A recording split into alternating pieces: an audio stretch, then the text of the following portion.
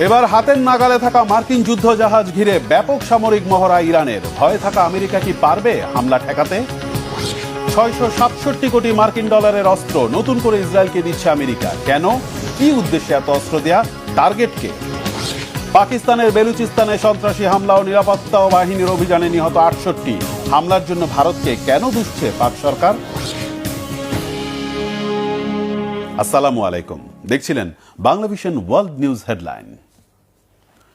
এবার নিজেদের নাগালের মধ্যে থাকা মার্কিন যুদ্ধজাহাজ ঘিরে ব্যাপক সামরিক মহড়া শুরু করেছে ইরান।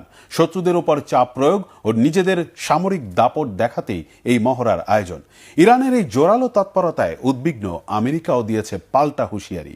মহড়ার নামে ইরানের কোনো ধরনের বিপজ্জনক তৎপরতা বরদাস্ত করা হবে না বলে হুমকি দিয়েছে আমেরিকা। ইরান কি তাদের আওতায় থাকা মার্কিন সামরিক বহরে আঘাত হানবে? আর এই হামলা ঠেকাতে পারবে কি ট্রাম্প বাহিনী? হিজল জুবারের ডেস্ক রিপোর্টে বিস্তারিত। চলমান উত্তেজনার মাঝেই মধ্যপ্রাচ্যে মোতায়েন মার্কিন রণতরী ঘেঁষে বড়সড় যুদ্ধ মহড়ার আয়োজন করছে ইরান। 2 দিন ব্যাপী এই লাইভ ফায়ার নৌ মহড়ায় তাজা গোলাবারুদ ও ভারী অস্ত্রশস্ত্র ব্যবহার করা হবে। যুক্তরাষ্ট্রের সঙ্গে সম্ভাব্য যুদ্ধ কিভাবে মোকাবেলা করা হবে তারই আংশিক প্রদর্শনী হবে এই মহড়ায়। আল জাজিরা জানিয়েছে, রোববার হরমুজ প্রণালীতে শুরু হবে এই সামরিক মহড়া। এমন এক সময় এই মহড়ার ঘোষণা এলো যখন মধ্যপ্রাচ্যে বিমানবাহী রণতরী আব্রাহাম লিঙ্কন সহ অতিরিক্ত সামরিক সরঞ্জাম মোতায়েন করেছে যুক্তরাষ্ট্র। বৈশ্বিক প্রেক্ষাপটে অতি গুরুত্বপূর্ণ জলপথ হরমুজ প্রণালী।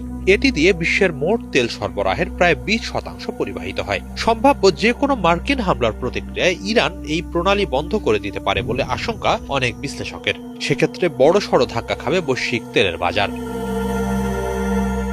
ইরানের রাষ্ট্রীয় সম্প্রচার মাধ্যম প্রেস টিভি জানিয়েছে, ইসলামিক রেভলিউশনারি গার্ড কর্পস IRGCর নৌবাহিনী ওই মহড়া পরিচালনা করবে। ইরানি কর্মকর্তারা কঠোর হুঁশিয়ারি দিয়ে বলছেন, যুক্তরাষ্ট্রের পক্ষ থেকে কোনো ধরনের হামলা হলে পাল্টা হামলা হবে দ্রুত ও সর্বাত্মক। এদিকে আকস্মিক এই সামরিক মহড়ার ঘোষণায় অপ্রস্তুত মার্কিন বাহিনী। এটি দুর্ঘটনা ও সংঘাত উস্কে দিতে পারে এমন আশঙ্কা দেখা দিয়েছে। IRGCকে সতর্ক করে দিয়ে যুক্তরাষ্ট্রের সামরিক বাহিনীর সেন্ট্রাল কমান্ড CENTCOM জানিয়েছে, মহড়ার নামে কোনো প্রকার অসুরক্ষিত বা বিপজ্জনক সামরিক তৎপরতা মেনে নেবে না তারা। মহড়াকালে মার্কিন যুদ্ধজাহাজের ওপর দিয়ে ইরানি বিমান বা ড্রোনের উড্ডয়ন কিংবা জাহাজ চলাচলের পথে ইরানি স্পিড বোটের উপস্থিতি বরদাস্ত করা হবে না।